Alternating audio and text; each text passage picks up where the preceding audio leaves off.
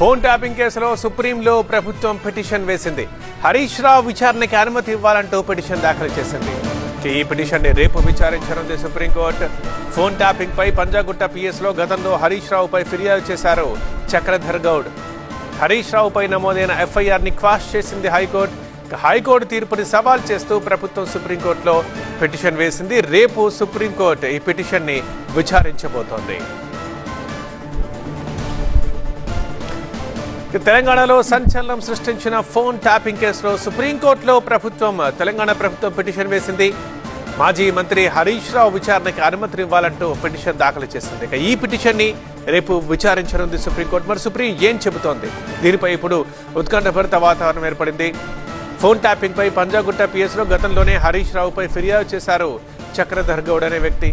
So Harish రావుపై నమోదైన FIR ని high court pass చేస్తే ఆ హైకోర్టు తీర్పును సవాల్ చేస్తూ తెలంగాణ ప్రభుత్వం సుప్రీంకోర్టులో పిటిషన్ దాఖలు చేసింది.